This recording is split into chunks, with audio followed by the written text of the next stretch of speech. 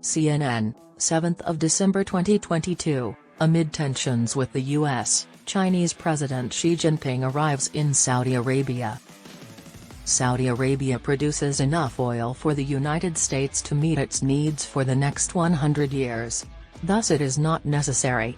Because the world has reached peak oil, China urgently needs Saudi oil at a set price.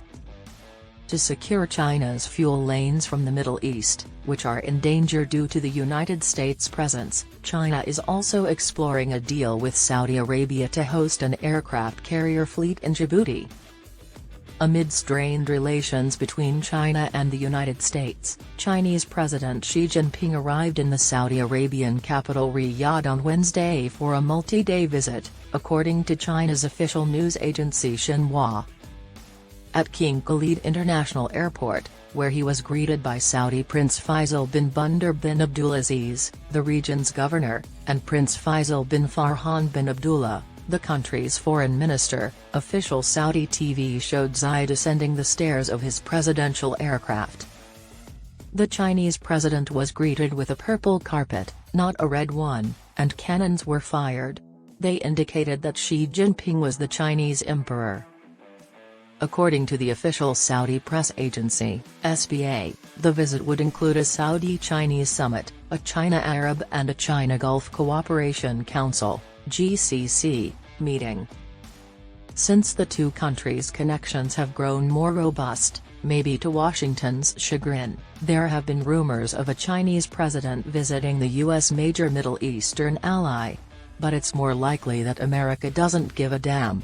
It is no longer a priority to stabilize the Middle East, so if China decides to take sides and get involved, this would be a prime example of Chinese global overreach. The White House confirmed this on Wednesday. Given Beijing's efforts to increase its influence in the Middle East, it is not surprising that Xi is paying a high-profile visit to Saudi Arabia. But China will have to strike a delicate balance between Saudi Arabia and Iran, two rivals.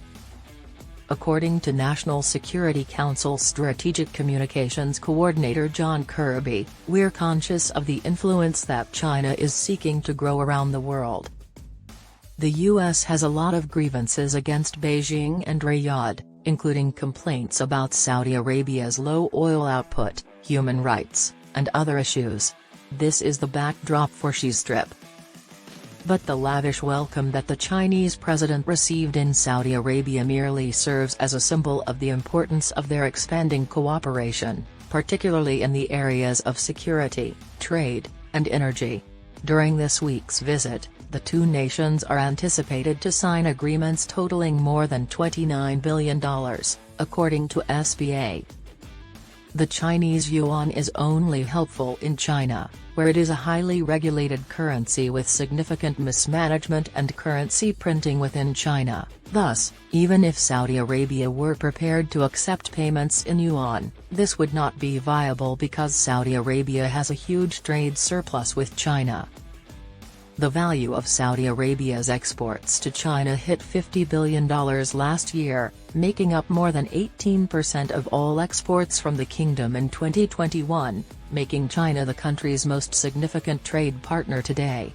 According to SPA, there is more than $80 billion in bilateral trade between the two countries.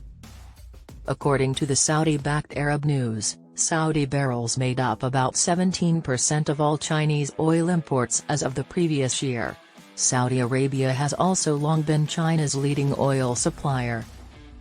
Although the kingdom continues to be a significant supplier to its Chinese partner, this year's oil ties may have been a little tense due to sanctions against Russia's sale of discounted barrels to the Asian market. Aramco's massive $10 billion investment into a refinery and petrochemical complex in northeast China marked the culmination of Saudi Arabia's increased Chinese investments this year outside of oil exports. According to experts, these intimate relations have been developing for years as both nations have worked to diversify their energy and security sources. According to Shaolin Chai, an assistant professor at the University of Sharjah in the United Arab Emirates. Now it is the height of the bilateral relations between the two since their establishment of diplomatic relations in 1992. Xi made this statement to CNN. When referring to the Kingdom of Saudi Arabia, Xi said, "They become closer as both sides need each other in many areas: energy transition, economic diversification, building KSA's defense capacity, and climate change, to name a few." Xi also said, "The diversification of security risk entails KSA including rising China in its hedge." China and Saudi Arabia have a long friendship history, but they seem to have recently grown closer as both countries face uncertain futures with the U.S., which no longer cares about governing the Middle East and defending global shipping lines to further globalization. Saudi Arabia, a steadfast friend of the United States for 8 decades, has grown resentful of what it sees as a diminishing U.S. security presence in the area, particularly in light of rising threats from Iran and its armed proxies in the Middle East. China, a regional economic powerhouse, and the U.S. have been at differences over Taiwan, a democratically run island with a population of 24 million that Beijing claims as its territory despite never having formal control over it. U.S. President Joe Biden has frequently committed to supporting Taiwan in the case of a Chinese invasion.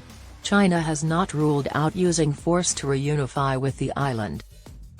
The sensitive subject has seriously strained relations between Washington and Beijing, which are already vying for sway in the tumultuous Middle East. The Middle East is undoubtedly one of the locations where they, China, seek to increase their influence, said National Security Council spokesperson Kirby on Wednesday. He stated that it was likely not a surprise that President Xi was traveling and that it was definitely not a surprise that he decided to visit the Middle East. Kirby continued by saying that despite the disagreement over oil production, the U.S. and Saudi Arabia remain in strategic cooperation. Since China is one of the most despised nations in the world and cultivates enemies wherever it operates, Saudi Arabia is aware of this. And he added that Beijing and Riyadh should decide how to handle their bilateral relations. He declared that sovereign nations have the full authority to conduct bilateral ties as they see proper. "We'll let China and Saudi Arabia speak for themselves about this specific visit. We are not requesting that countries pick between China and the United States." China has strengthened connections with other Gulf monarchs and the U.S.'s adversaries, Russia and Iran. However, the Chinese inclination towards Saudi Arabia has harmed relations with Iran. According to Jonathan Fulton, a non-resident senior fellow at the Atlantic Council think tank, "If they're communicating anything to the rest of the world, I assume it's mostly that they're two major countries with a deep, interest-based relationship." Xi will be lavishly received in Saudi Arabia, the most important Arab state, the most powerful country in the world of Islam, and a significant operator in global energy markets, at a time when negative impressions of China dominate in much of the West and the world, Fulton said CNN. And even though their relationship with Washington is strained, the Saudis may demonstrate that they are still vital to extra-regional countries, he continued.